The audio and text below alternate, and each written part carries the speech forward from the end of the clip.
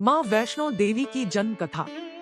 हिंदू महाकाव्य के अनुसार त्रेतायुग में दक्षिण भारत के रामेश्वरम समुद्र तट पर एक गांव में रत्नाकर पंडित रहते थे। रत्नाकर शिवजी और माँ आदि शक्ति के बड़े भक्त थे, पर उन्हें कोई संतान न थी। रत्नाकर की पत्नी हमेशा माँ आदिशक्ति से संतान की गुहार लगाती रहती थी। उन्होंने लगातार कई वर्षों तक माँ की पूजा अर्चना की। कई सालों से संतानहीन रत्नाकर की पत्नी की प्रार्थना एक दिन माँ ने सुन ली।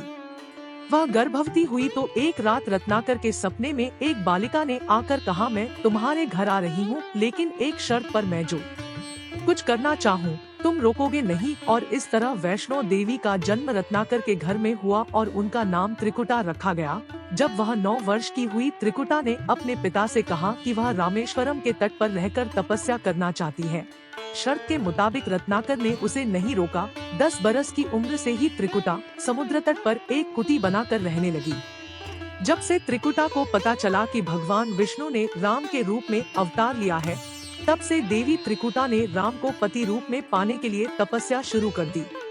सीता हरण के बाद भगवान राम जब सीता को ढूंढते हुए रामेश्वरम तट पर पहुँचे, उनकी दृष्टि गहरे ध्यान में लीन इस दिव्य बालिका पर पड़ी। राम कुटिया के पास गए और आहट से त्रिकुटा की समाधि भंग हो गई। राम को समक्ष देख त्रिकुटा बहुत प्रसन्न हुई और उसने अनेक प्रकार से उनका महिमा सत्कार किया। श्री राम बोले, हे देवी, तुम कौन हो और इस तपस्या का कारण क्या है? कन्या ने उत्तर दिया, मैं पंडित रत्नाकर की पुत्री त्रिकुटा हूँ और आपको ही पति रूप में पाने के लिए तप कर रही हूँ। आप मुझे पत्नी के रूप में स्वीकार करें। भगवान राम ने देवी त्रिकुटा से कहा कि मैंने इस अवतार में एक पत्नी व्रत रहने का वचन लिया है। मेरा विवाह सीता से हो चुका है, इसलिए मैं आपसे विवाह नहीं कर सकता। देवी त्रिकुटा ने जब कठोर तप का वास्ता दिया, तब श्री राम ने कहा कि तुम्हें तुम्हारे तप का फल अवश्य मिलेगा, पर एक शर्त है कि जब मैं रावण पर विजय प्राप्त कर लंका से लौटते समय मैं भेष बदलकर आपके पास आऊंगा। अगर आप मुझे पहचान लेंगी तो मैं आपसे विवाह कर लूंगा। श्री राम ने अपने वचन का पालन किया और लंका से लौटते समय देवी त्रिकुटा के पास वृद्ध साधु का भेष बनाकर पहुँचे और भोजन मांगा। त्रिकुटा ने उनको भोजन कराया और दक्षिणा भी दी, लेकिन वह उन्हें पहचान नहीं सकी।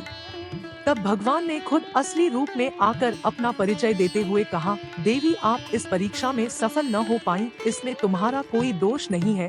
ईश्वर नहीं चाहता कि मैं इस अवतार में तुमसे विवाह करूं, किंतु मैं अपने वचन को पूर्ण करने के लिए कलयुग में जब मेरा अवतार होगा तब मैं आकर आपसे विवाह करूंगा।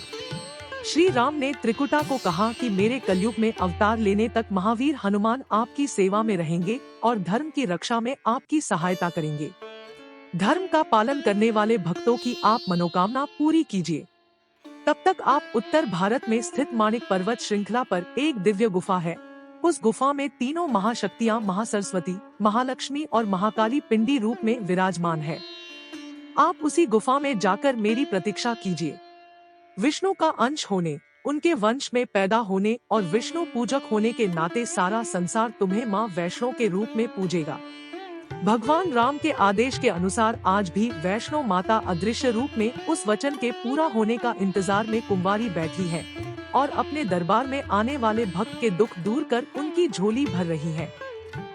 तो यह थी माता वैष्णो के जन्म की कहानी। अगली वीडियो में हम आपको माता वैष्णो के इतिहास के बारे में एक बहुत ही सुंदर कहानी बताएंगे। तो मिलते हैं नेक्स्ट वीडियो में, तब तक के लिए नमस्कार।